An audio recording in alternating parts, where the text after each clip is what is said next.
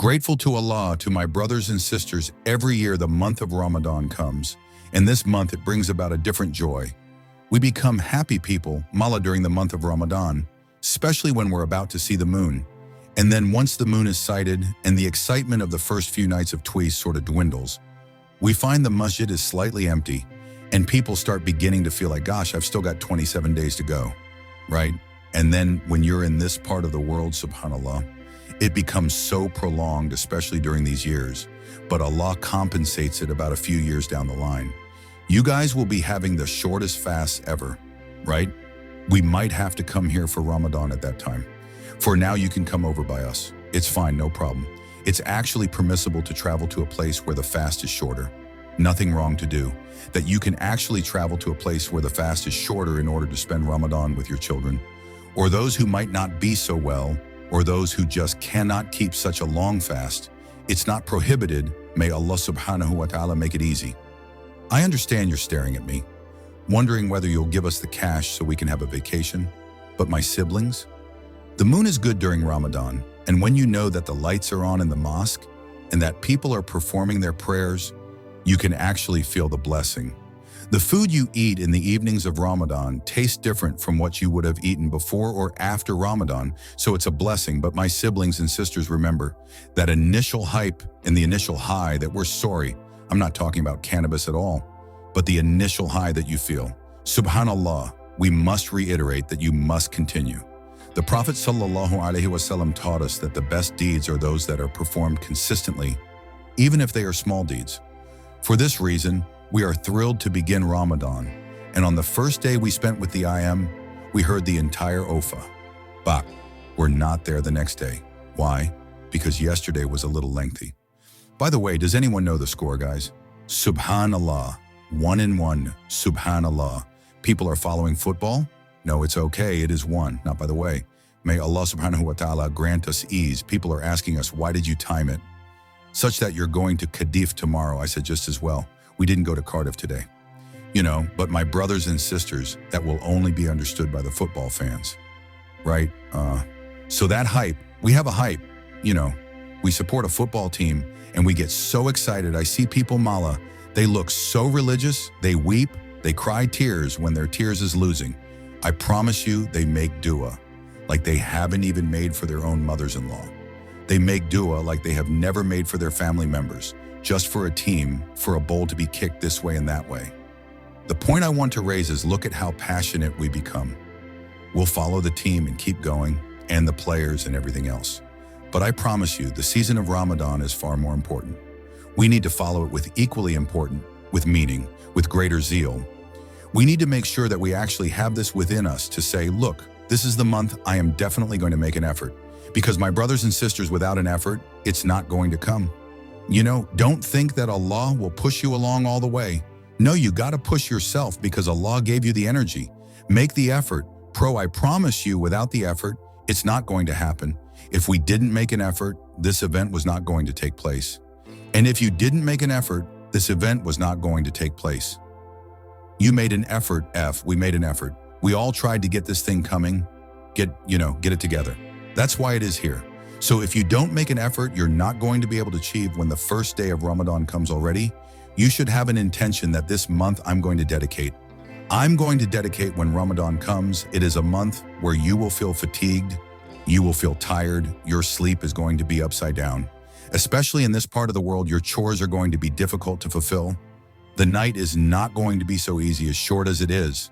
You've got to eat. You've got to make, perhaps becomes a little bit easier. You might want to shorten it slightly. You're going to have, and your sleeping times.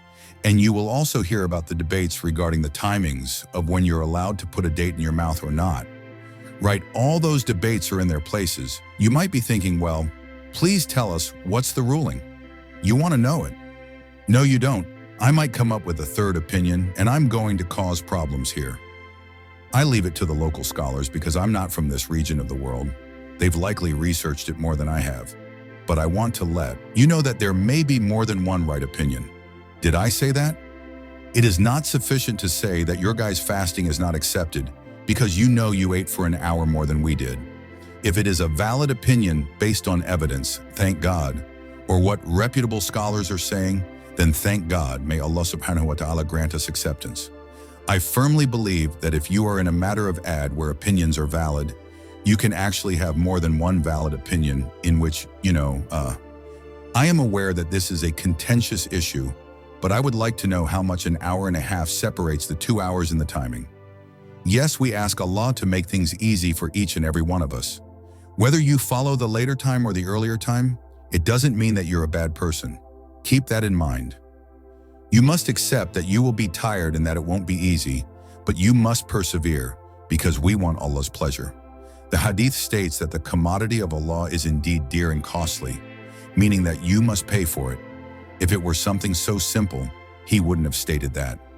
For this reason, when you perform certain actions and Allah says that you will receive Jannah in return, it is not free. That task will not be simple.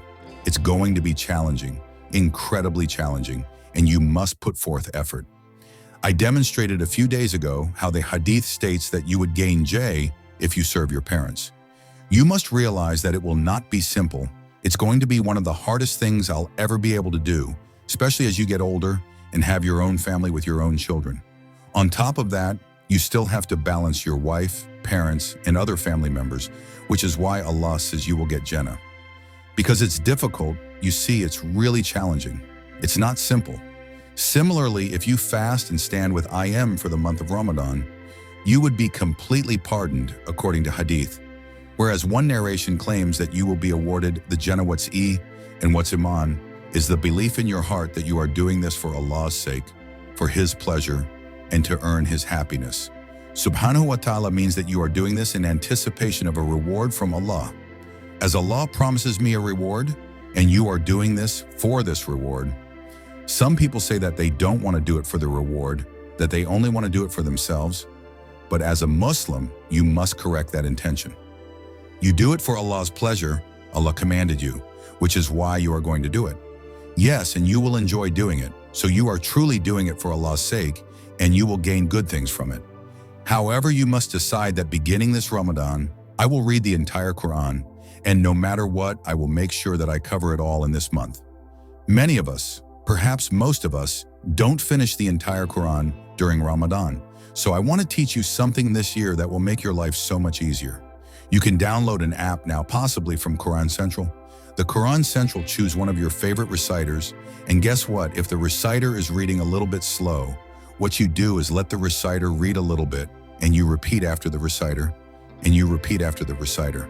If you have the opportunity to open the Quran in front of you, you can hear the recitation and read after the reciter, and you just finish a quarter juice after every salah.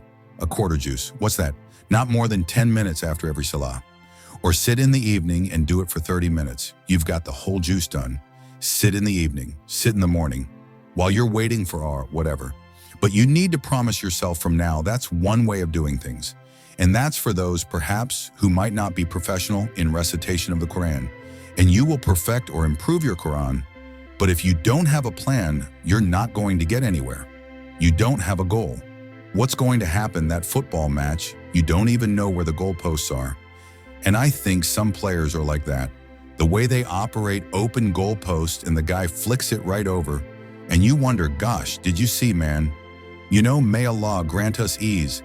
It's amazing that I can watch while working, listen to insightful lectures, and converse with other Muslims in one location without any advertisements. Have you looked at the One Islam TV app yet? If not, here are some reviews from users who have said it's well worth the money.